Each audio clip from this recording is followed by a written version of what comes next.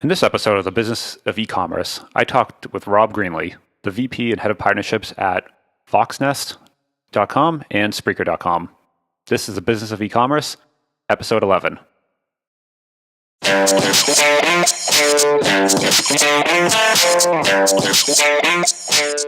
Welcome to the Business of E-commerce, the podcast that helps e-commerce retailers start, launch, and grow their e-commerce business. I'm your host, Charles Pileski. I'm here today with Rob Greenlee, the VP and Head of Partnerships at Voxnest.com and Spreaker.com. Rob is the former EVP/CTO at PodcastOne.com and the former Content and Business Manager at Podcast/TV at Microsoft Live, Xbox Live, and Zune. So hey Rob, how are you doing today? It's great to be here, Charles. Thanks for the invitation to come in and join you on your show. Yeah, great to have you. Yeah. So I want to talk to you a bit about today about, I know you have a lot of background in podcasting, obviously, so I wanted to talk about some podcasting and how that kind of fit into the business plan of an e-commerce retailer and, you know, how that would help them out and how that could benefit in the land of e-commerce. Well, I think that there's a couple ways of looking at it. I think really any kind of e-commerce business can have some level of benefit from having a podcast that supports their products and services. There's a couple different ways you can look at it. You can look at it from almost like a customer support kind of show to a show talking and featuring various products or services that are offered on your in your business to build kind of, it's almost like a testimonials type of basis.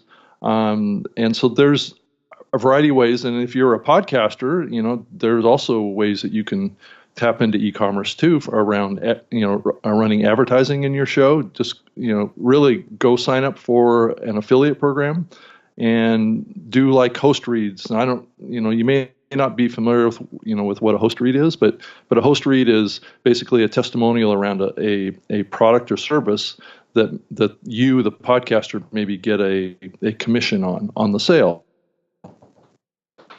And especially for new podcasters, if your goal is to run advertising in your show, getting an affiliate program at like a place like Commission Junctions, it's actually at cj.com, is a great place to go. Find a product or service that you're a fan of, or become a fan of one of them, and start mentioning that product and that service in your podcast and get your audience used to you doing that. And also it hones your skill in being able to promote a product or service on your podcast, because it may be, if it's your goal, if it's your monetization model, you need to get in the groove of doing it, because a lot of advertisers look for that in the show before they'll run an advertisement in it. So it's the chicken or the egg kind of thing. You have to have it in there before sometimes they'll run an ad campaign.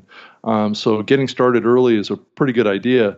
But I think from an e-commerce site perspective, I think really, like I was saying earlier, just focusing on some aspect of your business that can make an emotional connection or a value connection with your customer, and building that value relationship and back and forth conversation too.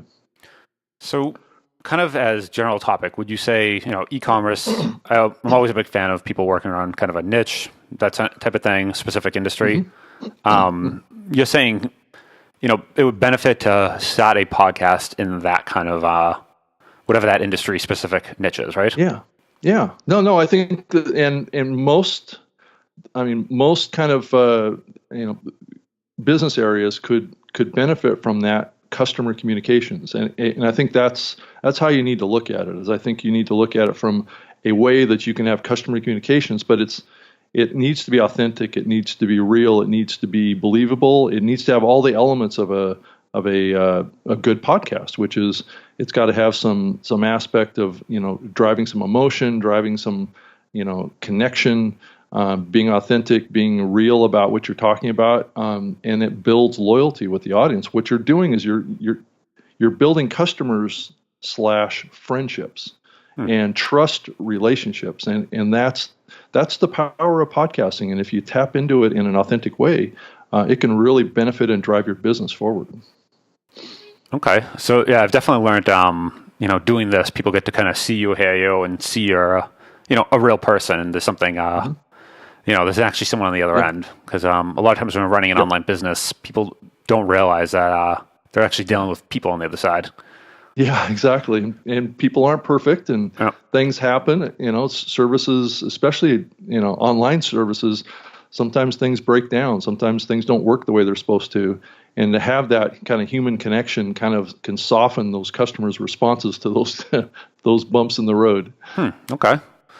So as kind of formats for podcasting, what are some things that you've seen people successfully start? Obviously, there's like a interview show like we're doing here. We're kind of in e-commerce. We talk with a lot of folks around the e-commerce, but let's say you have a e-commerce site, you're in the outdoors niche. Would you kind of say, what would be some different roads you go down of the format of the show?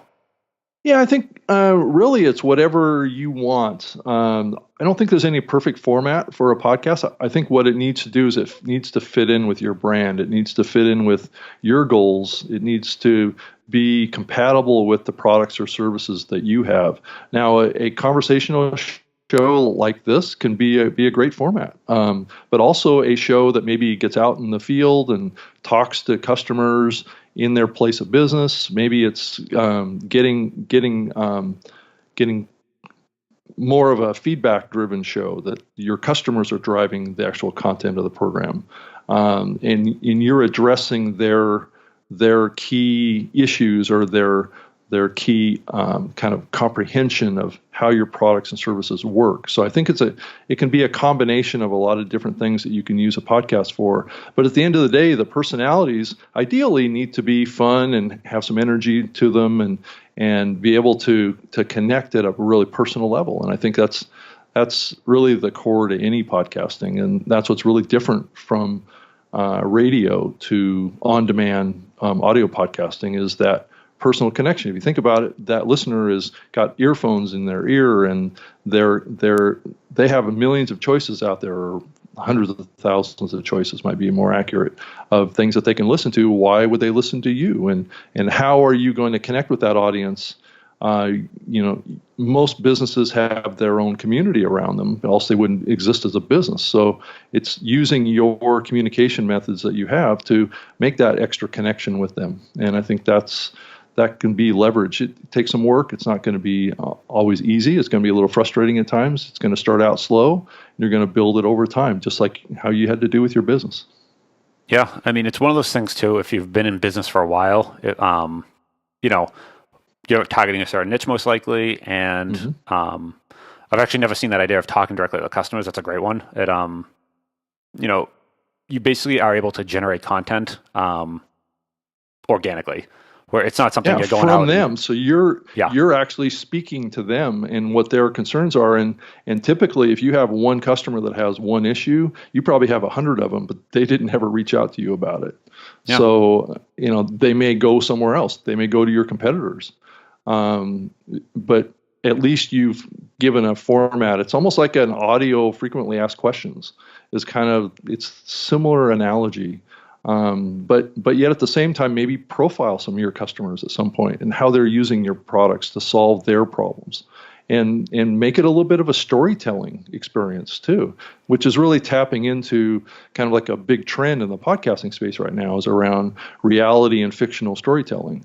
There's a lot of successful podcasts that are doing this. It takes quite a bit of production time, because what you would have to do is you'd have to go out and do these conversations with your customers and then fold in kind of a story behind them. It's almost like you become a little bit like a journalist almost, where you're telling a story of those customers and how they're using your products to solve their problems. What would be an example of something like that?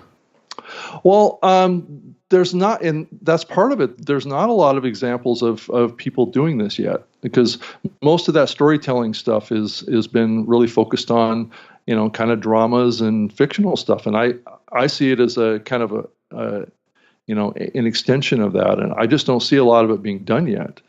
But I think it's one thing that you can do. I know like some big corporations are doing kind of fictional storytelling, like dramas and things like that. And they're calling them a branded podcast. So they're doing like General Electric did a podcast series, and it was basically a radio drama, essentially, is what it is. So it's like the old days of theater of the mind kind of radio, where you have storytelling, you have like Foley effects, you have sound effects that kind of go along with that. I'm not saying you have to go to that degree, but that's kind of the extreme example.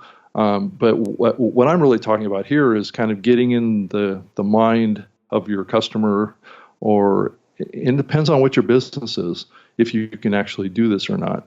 And then kind of share those stories in your podcast and build that community around. It's very similar to the concept of a white paper, where you just draw out an example of how your products are being used to serve a particular need for a customer, and just lay out that example, and people can learn from that and maybe replicate that, especially if you found a really successful example. I like that. Yeah, I've never. I don't see many people doing that nowadays. Obviously, the first big kind of show was what was it? Serial was a big podcast everyone came out with. But that's something that's a reality storytelling. So it is similar in concept. It's just that was focused on more of a crime, and that's typically what you see that's being used for right now. But so I think the opportunity is there. Yeah, use that for business and kind of tweak that same format and tell a story of. I'm thinking of an example: someone using products, someone getting out there in the field and actually, showing them. And then also this video. I don't know if you have anyone doing that or. Well, no, I think it's. I mean, if what you're needing to show your customer is a very visual experience, I think video is terrific. I mean, do a combination of the audio and the video is powerful. Not unlike what you're doing with this program. So. I think there are people out there that are visually oriented. They like to watch video. And then there's people out there that like to listen to audio, and you're tapping into both of those experiences. And then there's other people that like to just read. So if you're doing all three of those, you're basically tapping into the core experiences that a large amount of people are willing to experience around their content. Yeah, what I've kind of found is videos are shareable in certain places versus audio is consumable in other places. On the way to work, on your commute, you're not going to be watching a video, or else you shouldn't be. But that could be changing as we have these autonomous self-driving cars that are coming in the next 5 to 10 years. It's people may be doing all sorts of stuff in the car. Who knows? Yeah. Well, and the thought there too, right, is if you're capturing audio, capturing video, and you have it, 5 years from now, 2 years from now, you still have that content that you produced, and maybe you repurpose the video later on. And maybe that actually gets to be something that could be consumed on a phone a little more accessibly. Because going back even 5 years ago, you weren't really watching video on your phone. Nowadays, it's common. Yeah, it is, and you can also do live. The company I work for, Spreaker, we combine live audio with podcasting. So you do a live show. You get that audience engagement. They're posting questions while you're doing the show, and then once the show's over, it posts as an on-demand program, which is where most of the consumption is. But that gets back to that customer connection and that conversation and that connection, and is really the power behind this. And you can tap into a small group of your audience that engages at a much deeper level and contributes to the program and builds that content for you. I do it, I don't know, with the show that I do for Spreaker. It's called the Spreaker Live Show. And what we talk about is trends in the industry and how to best use Spreaker. And the show is an example on how to use Spreaker. Yeah. So that's it. And the, who came up with that? Gary V. What was this thing? Gary Vaynerchuk? Gary Vaynerchuk, yep. To document, don't create. Was that his kind of... Where instead of going out there and trying to just build content, using that sort of concept, you're basically taking your Q&A that you're probably doing anyway, recording it, capturing it, and then redistributing it. So you're not going out there and doing pretty much any extra work. You're just taking what you're doing today and building upon that. Which that's a great one. If you can actually, get enough customers in the same time and at the same place on a call, where you can basically have questions kind of fired off. Well, I mean, it's not unlike what a lot of companies do around a webinar or something like that. That's exactly. It's similar to that, but you need to think about this is like an interactive radio show. You don't necessarily think of it as a webinar. Think of it as a highly program. Maybe it's a little bit more organic. It's a little more natural, free flowing. It's not going to be done with a slide deck or something like that. It's going to be a real in the field kind of. It can be out of the studio. It doesn't have to be in a professional type recording studio. It can be out in the field. I mean, that microphone that you're using right there, that ATR 2100, can be used with Spreaker software on a mobile phone. It can be used on a tablet computer to record audio. So it's very portable, and the Spreaker Studio software is free. So you can record up to 4 ATR 2100s going directly into your computer. You don't need a mixer or anything like that. So portable recording is an option too that gets you into your customer's world and create that conversation too. And you can do it live from there too. Yeah, I've noticed from creating this little podcast studio, the whole kind of cost and work involved with it has come, way down in the past few years. Where before this would be the setup we have here with lights and cameras and mics would be astronomical. Versus now, you can do it relatively short money. You can kind of get going. And even the video quality coming out of an iPhone nowadays is amazing. It is, yeah.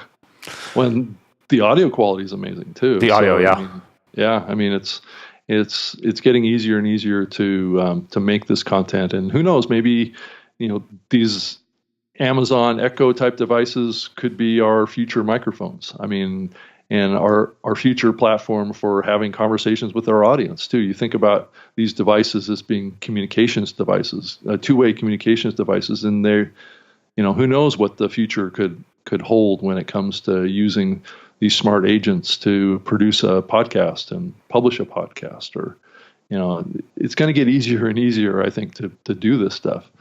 And it's really exciting because I've been here since it all started. I started podcasting in 2004. Wow. And back then it was really geeky. I mean, I had to hand code my RSS feed. Wow. Now it's quite different. I mean, back in those days, streaming was the big thing, and now it appears that streaming is kind of coming back, but the download is still strong. People like to capture that media file and be able to play it back anywhere they are and not have to worry about an internet connection. So download is still king in podcasting, even though there's a lot of people that would like it to not be so prominent, because it's easier to get metrics out of streams than it is out of downloads. So. Yep. Yeah, I can imagine. It's definitely there's not very good metrics out there right now on podcasts, and that is one thing that I know. It's getting better though. It's getting better pretty quickly. The IAB, the Interactive Advertising Bureau, has been working the last 2 years to come up with podcast advertising metrics to be able to properly track and count downloads and plays off of the server. There's a lot of filtering that needs to go on because there's a lot of duplicate requests that come in from servers requesting these media files, and they can be miscounted very easily unless it's understood how that works. Yeah, and the IAB, for people who don't know, kind of is guidelines for advertising, different ad formats, that sort of thing. They come up with the standard ad units that you kind of, banner, all that sort of thing.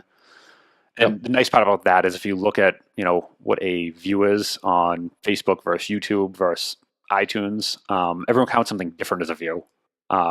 Right? Yeah. Whereas, it depends on, how long does a person listen to or watch something before it's counted is the big criteria, right? And how is that a unique one? And so how long after you've started to play something, you pause it and you come back to it, is that counted as an additional play or is that counted as a continuation of the first play? Yep. So you get those are the kind of it's like an accordion of metrics, right? Everybody tracks it at a different point, and that's why you see a lot of differences in the counts. Apple, for every request that Apple makes of a podcast episode, they ping the server 3 times. So unless you're filtering out the other 2, you're basically counting one episode 3 times. So these are kind of structural things in the back end. Listeners shouldn't have to worry about this stuff, and it's just going to disappear into the fabric of the technology. Just kind of like what RSS is starting to disappear. as well as being important to the listener. For many years, people were cut and pasting RSS feeds around, and that wasn't very easy or fun for listeners to have to do that kind of stuff. And that stuff's kind of disappearing now, and these platforms are becoming smarter and how they utilize source data like that. Yeah. Yeah, it's definitely something, in launching this, I found that you don't need to get into some of those details anymore. They just kind of just work, which is great. I mean, you still, as a podcaster, you still have to submit to iTunes, you still have to submit to TuneIn, and you have to cut and paste stuff around.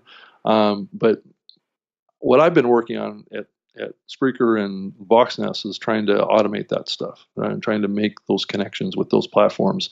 It's where the podcaster just clicks a button. It's the same thing that we did with iHeartRadio as well, was just kind of build a data connection between our platform and iHeartRadio, and then the podcaster just clicks a button in their publishing platform, in their back-end publishing, and it automatically just goes over there. As far as publishing to iTunes, you mentioned iTunes, and what was the other one? Stitcher and iHeartRadio and TuneIn, and there's a bunch of them out there. Yeah. As far as kind of promoting and kind of the next step, so let's say someone goes out there and they launch the podcast and put it on iTunes, and day one, there's not much movement. What kind of things would you recommend to kind of get folks going? Well, I think you have to really get back and understand what the foundations of podcasting are, and how audience finds content. I think once you kind of have a better understanding of that, I think it's easier to just kind of deploy appropriately. And how people find podcasts, it's a word of mouth sharing platform, a media consumption platform. It's people recommend you to others. There's also a lot of kind of keyword-based discovery that happens in this as well. Places like Google or Bing or whatever around keywords that are important to a listener that wants to learn something more about a particular subject, or if they heard about it on another media source out there, television, radio, print. On a blog or off of a news story, an online news story. So if you think about how people discover this, then it helps you kind of formulate a strategy to reach them. And then there's also closed-in communities around whatever you're doing, whether it's your personal brand or if it's your company's customer base. Those are all potential listeners of any show that you produce, and inspiring that word of mouth sharing and making it easy for people to discover you and know that you're on certain listening platforms. So those are important fundamentals, right? But one of the things that longtime podcasters will tell you is you got to get out in the real world. You have to shake hands. You have to engage with your community in all the ways that are possible. It's not always easy to do, and a lot of podcasters have done this over extended periods of time where they'll actually go to events. They'll be sure that they talk about their podcasts and any panels or any sessions or any kind of content related or community building activities that they do at events, and let people know that you're doing a show to support their industry and get them connected, and making, maybe have them on as a guest now and then to connect with a broader community. And so those are just kind of key things, but just always keep in the back of your mind that podcasting is a very personal medium, and it's word of mouth is what's driven this industry forward. And that's one of the reasons the podcast industry is not growing really fast as far as listeners or content creation necessarily, is because word of mouth sharing is relatively slow. It's not as viral as I think we'd all like it to be. Because it's very much driven by authenticity and trust. So those are not easy things to build in people. So it takes time. Yeah, podcasting is one of those things I feel like it's been around now for 14 years. 14 years. You know the exact number. Yeah. And just recently you start seeing, Oprah came out with a show, Adam Carolla. It's starting to come to the mainstream where, people that aren't into tech and this whole kind of scene, all of a sudden start seeing it as, oh, it's this app on my phone. And all of a sudden it's this new group of people, I feel like, coming onto it, that the interests aren't so geeky, I guess, basically, where, you'll listen to Oprah instead of, what's from years ago, This Week in Tech. Yeah. Show that's been around That's forever, true. right? That's true. I think that the demographics of the listener base and the content creation side has definitely expanded. If you look at the studies that are showing who's listening to podcasts, it's getting very close to be a mirror reflection of the demographics of the population, which means that this medium is reaching pretty much everyone now at almost equal proportions to who's alive. Yep. So the industry has moved in the right direction. It's been very good around content. We've gone into genres. We've created new kind of outreach based on content into all sorts of ethnic communities. Women are big into podcasting now. I think they're going to be the dominant force in podcasting. You're already seeing that trend line. Guys are just not as good at communicating. So women are kicking ass in podcasting. And I think that will continue to do, because they're also very social. They typically do really well in building communities. And those are fundamental to the power of this medium. And it's also a reflection of how far we've come, because when this medium started, like you said, it was This Week in Tech, or it was a show like I did in the early days called the Web Talk Rural Radio Show, which was a technology show. It was all about really web. Where it was web and technology. Exactly. It was the geeks talking to geeks, basically. Exactly, and a lot of white guys like me, that were geeks, tech guys that got into this medium because they knew how to manage the technology side of this.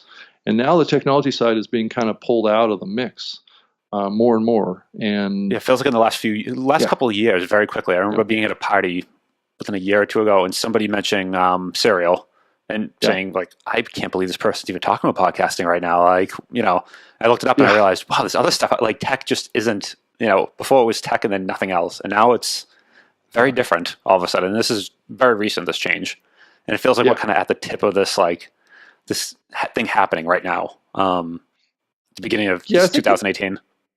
I think that shift that you're talking about really started in about 2008, 2009. It was when the comedians got involved. Like Adam Carolla sort of thing? Oh. Yeah, exactly. Like 2008, 2009 is when Adam started. Yep. And he created this kind of this wave of comedians coming into this medium. And that opened it up to a much broader demographic that was interested in listening to podcasts. And so what's happened from there is that Hollywood's gotten more involved. There's TV shows starting to be made from podcasts now. So you're starting to be a cross medium. I mean, I hate to be meta about it, but podcasting are now driving the content more and more on what's happening in television and what's happening in other mediums and video and stuff like that. So there's a fundamental kind of change that's happening right now, being driven by the creativity of audio podcasts that are permeating across many other media types. Yeah, it definitely seems like one of the new things happening, right? People getting out there trying to start a blog in 2018 might be a little bit behind versus podcasting. It still feels like if you have a niche site and you're going out there and you're starting, and you could be one of 2 or 3 people doing it. So by default, you're just at the top of the list, day one. Yeah. Versus if you're going out starting a blog on, hiking equipment, there's 100 of them right before it. There's thousands of them. So you're not going to show up. You're not going to rank very highly. But if you're starting a blog about hiking, a podcast about hiking equipment today, you might, you could be one of like 2. So, and as podcasting gets bigger, it's going to raise all ships, and that would be your ship as well. So I like that. It definitely feels like now's the time. Yeah. And then also we've seen a decline in the interest around social media too. Yeah. So, because that was one of the things that really kind of suppressed the growth of podcasting back in 2007 to 2008 was the growth of Facebook and Twitter.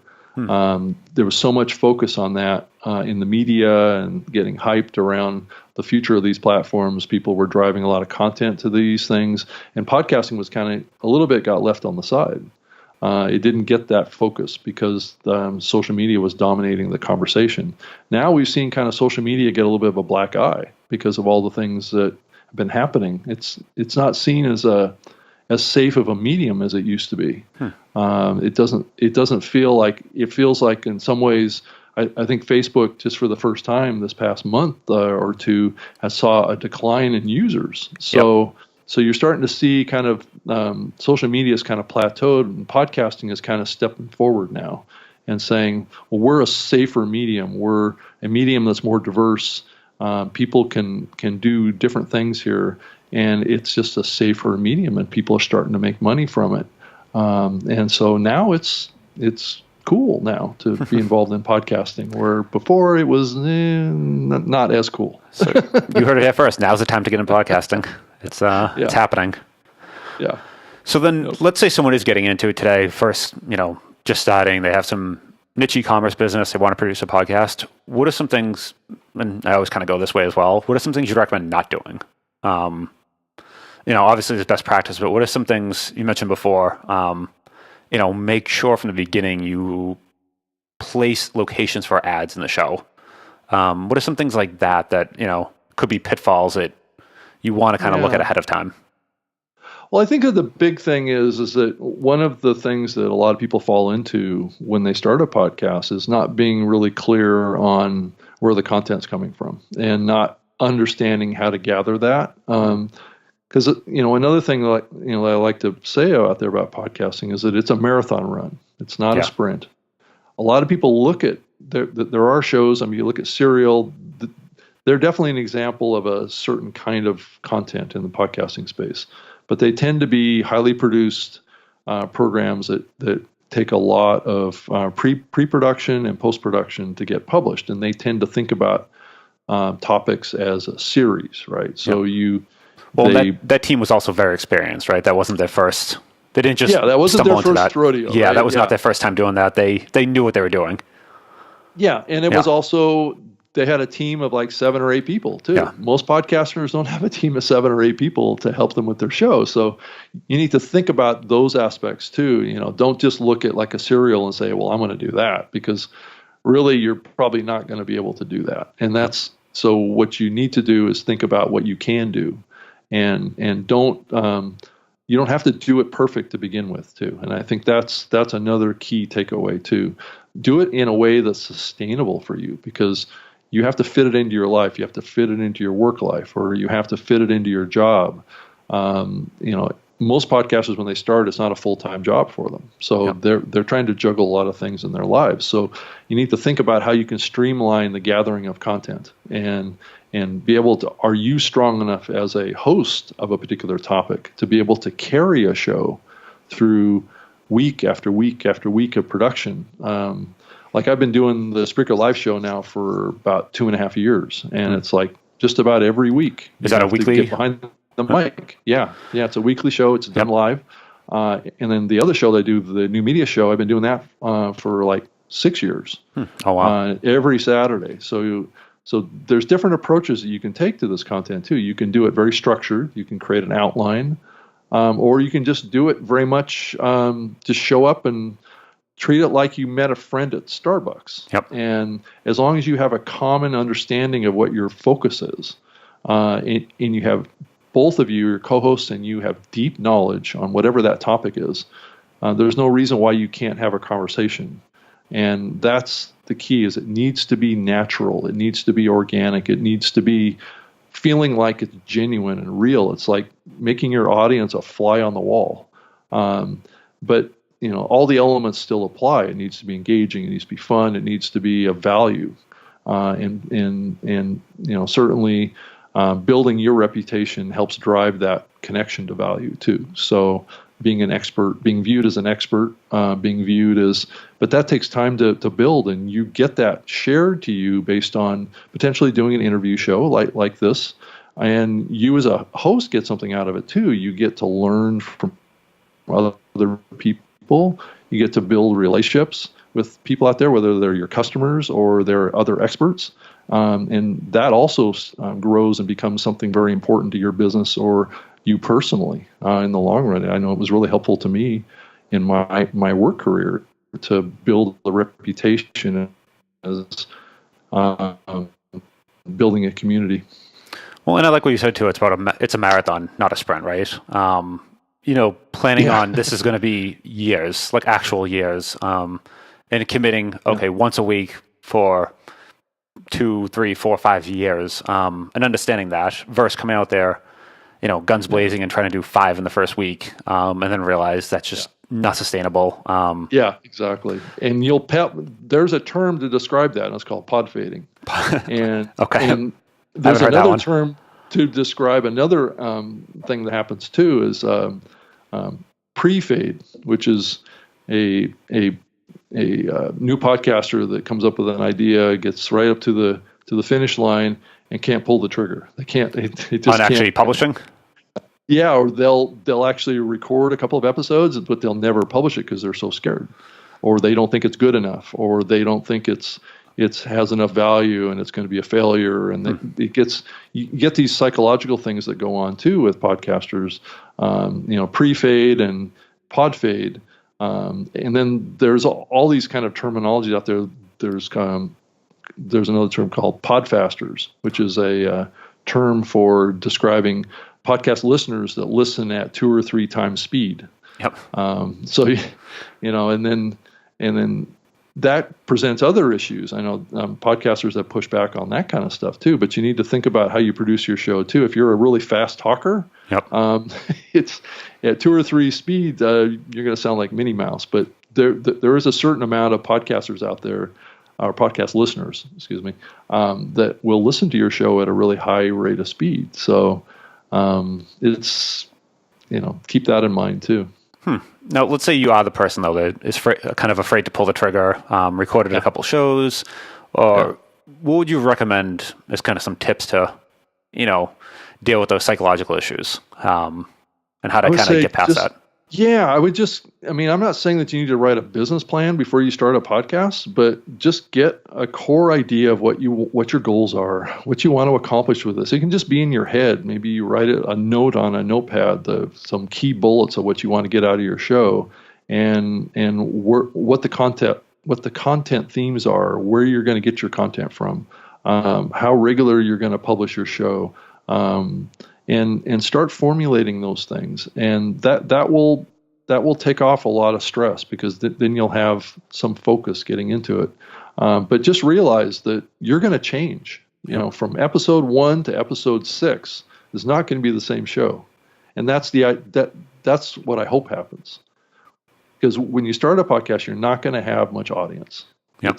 You're just building your distribution. Maybe even do a promo episode to get into your RSS feed, get it into iTunes, get it into all these listening platforms that require you to at least have 1 episode.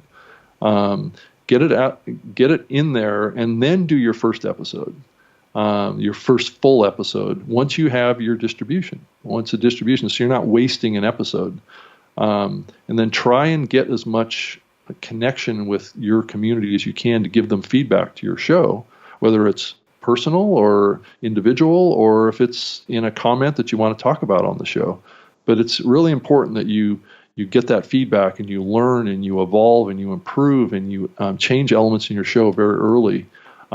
So the concept of fail fast, really, I'm not saying actually fail, but fail fast, and then learn, and then each time you get better and better and better with your show, you're going to build more audience, and then it's going to drive more value to you and more value to the listener as you improve. And that's kind of how to think about it. And just don't get too stressed out about that first episode. Yeah, it's definitely a change for what people are used to with, I found this with software products, e-commerce business, that sort of thing. Yeah. You're not producing this completely done result on day one. Kind of it seems the way people think about it is if you hired a contractor to come, rebuild your kitchen. He comes, he builds a kitchen, and then he's done, and then you enjoy it for the next however many years. But with kind of anything like this, it's more of this organic thing you're producing, and then every week it's evolving. So there's no done. There's no, this is the right way and this is the way we're going to be doing it. You're going to be evolving for the life of it, like you said. And if at week 100 you're doing the same thing you did with week 1, you probably did something wrong. It's it's you don't want to start off, either wait till you start off to be perfect or do the same thing the whole time and not grow. You want to realize that it's going to change over time, and however you start is not how it's going to end. Exactly, and it doesn't have to change dramatically quickly either necessarily. Yep. I mean, unless you're completely way off base from being able to sustain it. It's evolution. You want to make slow changes too, because as you build your audience, the audience gets used to things in your show. It's almost like an expectation. They build on, you're going to do this segment in your show at this point in the program, and over time they actually look forward to that. Yep. And it becomes something that they connect with, and they know will be there every week. And people are schedule driven. And if you're publishing every week at the same time too, then they get into a habit of looking for you. And if you're not there, I get this, if I'm late with my publisher, I do my show, I get an email saying, "Where's your show?" They know that Tuesday morning commute, they want to be driving to work, listening, and exactly. They want it there. Exactly. If it's not there, they get pissed off. But I get it. And that's why it's important to communicate with your audience too. If you need to take a week off or you need to travel or something like that, it's cool, no problem. Just let them know. Yep. And I think that's the key. Okay, I like that. Yep. That's definitely that's helpful, and hopefully folks getting into it, this is some good takeaways for them. So well, thanks. Yeah. So if folks kind of want to follow up, if they want to find you, learn more about what you're working on, where are some good places to do that? Yeah, I actually spend a lot of time on Twitter. So if you're a Twitter user, I post a lot in there. It's at Rob Greenlee, just at Rob Greenlee, and that's with 2 E's. It's a great place. I talk a little about podcasting over there, and I share the shows that I do and other topics out there that are coming up in the industry. And then you can certainly send me an email, rob@voxnest.com. That's VOXNEST.com. I have my own personal website at robgreenlee.com. And like those 2 shows that I do, the Spreaker Live show at spreakerliveshow.com, and then New Media Show at newmediashow.com. And those are shows that are live, and I'm sure that'll probably be in the show notes. Of I'll definitely program. I'll link to all that in the show notes, so everyone can have that. Awesome, Rob. Well, it was great chatting with you, and I think this will help a lot of folks. So thank you. Well, thank you for having me on, and good luck to your show too. Awesome, appreciate it. All right, until next time. Talk to everyone soon. Thanks. Have a good one. Thanks. All right. Bye-bye.